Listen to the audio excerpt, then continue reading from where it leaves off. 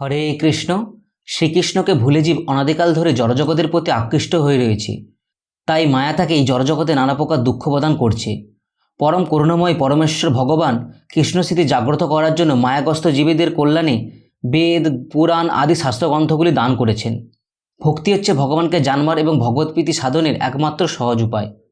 শাস্ত্রে যে 64 প্রকার ভক্তাঙ্গের কথা বলা হয়েছে তাদের মধ্যে সর্বোত্তম হল একাদশী ব্রত। শ্রবণ, কীর্তন, স্মরণ আদি নববিধা ভক্তির পরই দশম ভক্তাঙ্গের নাম হল একাদশী। এই তিথিকে আবার হরিবাসরে বলা হয়। তাই ভক্তি লাভের ইচ্ছায় যারা একাদশী ব্রত পালন করেন তাদের প্রতি ভগবান সহজেই প্রীত হন এবং অহেতুক কৃপা প্রদান করেন। একাদশী তিথি হল সকলে অভীষ্ট প্রদানকারী।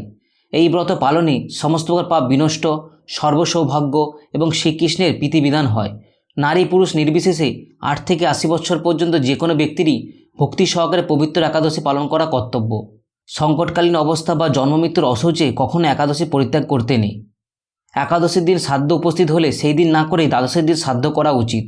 শুধু বৈষ্ণবরাই নয়, শিবের উপাসক, চন্দ্র, সূর্য আদি যেসব দেবতার উপাসকরা রয়েছে তাদের সকলেরই কর্তব্য একাদশী ব্রত পালন করা। এবার আমরা জেনে নেব এই একাদশীর পারণভঙ্গের সময়। ভারতবর্ষে এই একাদশীর পারণভঙ্গের সময় হল সকাল 7:51 থেকে সকাল 9:30-এর মধ্যে, এবং বাংলাদেশে এই একাদশীর পারণভঙ্গের সময় হল সকাল 8:15 থেকে সকাল 9:50-এর মধ্যে। এবার আমরা জেনে নেব ভাদ্র মাসের কৃষ্ণপক্ষের অন্নদা একাদশীর ব্রত মাহাত্ম্যের সম্পর্কে। এই ভাদ্রবতী কৃষ্ণপক্ষে অন্নদা একাদশীর ব্রত মাহাত্ম্য ব্রহ্ম বৈবর্ত পুরাণে বর্ণনা করা হয়েছে। মহারাজ যুধিষ্ঠির বললেন, হে কৃষ্ণ, ভাদ্র মাসে কৃষ্ণপক্ষের একাদশীর নাম কি তা শুনতে আমি অত্যন্ত আগ্রহী। তখন শ্রীকৃষ্ণ বললেন, হে রাজন, আমি সবিস্তারে এই একাদশীর কথা বর্ণনা করছি, আপনি একাগ্রচিত্তে তা গ্রহণ করুন। ভাদ্র মাসের কৃষ্ণপক্ষে একাদশীকে বলা হয় অন্নদা। এই তিথি সর্বপাপ বিনাশিনী।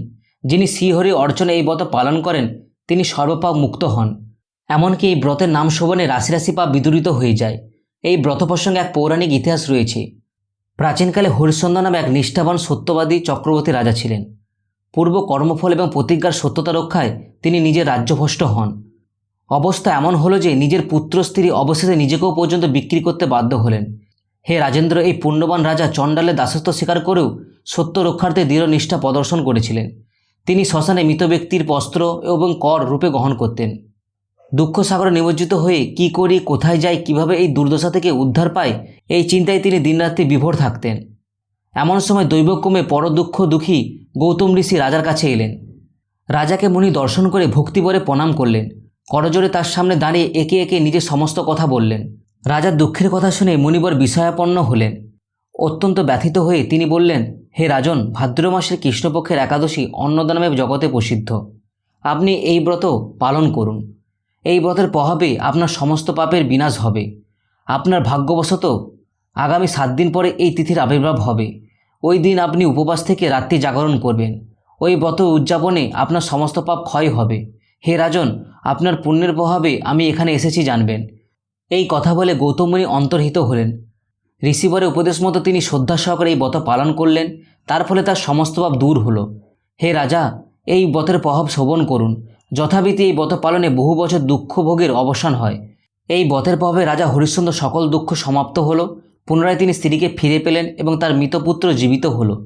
আকাশ থেকে দেবগণ দুদুন্দুবি বাদ্য এবং পুষ্প বর্ষণ করতে লাগলো। নিষ্কণ্ঠ রাজ্যসুখ ভোগ করে অবশেষে আত্মীয় স্বজন এবং নগরবাসী সহ স্বর্গে গমন করলেন। যে মানুষ নিষ্ঠা সহকারে এই ব্রত পালন করেন তিনি শ্রীহরিচরণে ভক্তি লাভ করেন এবং অবশেষে দিব্যধামে গমন করেন। এই ব্রতর মাহাত্ম্য এবং পার্শ্ববাণে অশ্বমেধ যজ্ঞের ফললাভ হয়। এই ছিল ভাদ্র মাসের অন্নদা একাদশীর ব্রত মাহাত্ম্য।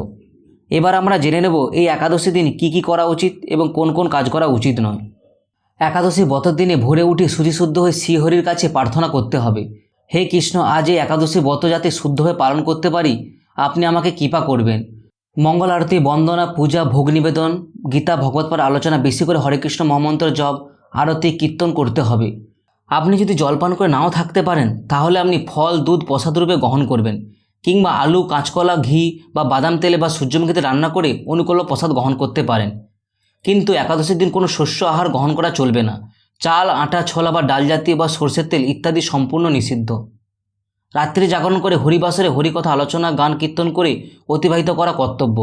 গায়ে তেল মাখা, সাবান মাখা, এমনকি পরনিন্দা, পরচর্চা করা নিষিদ্ধ একাদশীর দিন। ইন্দ্রিয় সংযম ও আত্মসমীক্ষা, আত্মসংশোধন এবং কৃষ্ণভক্তি বর্ধনের জন্য ভগবানের একাদশী তিথিরূপে প্রকাশিত দিনটি নির্ধারিত হয়। একাদশীর পরের দিন অর্থাৎ দ্বাদশীর দিন উপযুক্ত সময়ের মধ্যে শস্যজাতীয় প্রসাদ গ্রহণ করে শ্রীহরির কাছে এই একাদশী ব্রত ভঙ্গ করতে হয়। একাদশী পালন ভঙ্গ করার সময় এই মন্ত্রটিকে 3 বার বলতে হয়। একাদশং নিরাহর বতানেন কেশব প্রসিদ্ধ সম্মুখনাথ জ্ঞানদৃষ্টি পদভব। একাদশীর দিন ভগবানের জন্য সব কিছু রন্ধন করা যেতে পারে, এমনকি চাল ডালও, কিন্তু সেই দিন আপনারা এই অন্ন চাল গ্রহণ করবেন না।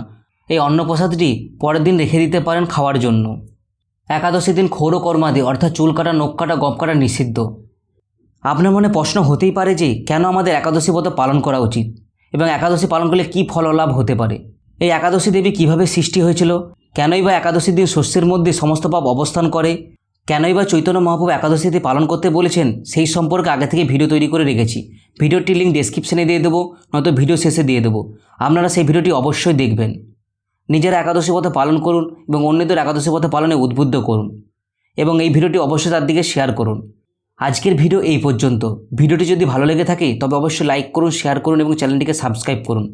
প্রত্যেকদিন হরে কৃষ্ণ মহামন্ত্র জপ করুন এবং ভালো থাকুন, সুস্থ থাকুন এবং প্রত্যেকটি একাদশী সুন্দরভাবে পালন করুন। হরে কৃষ্ণ। জয় শিল প্রভুপাদ কি জয়।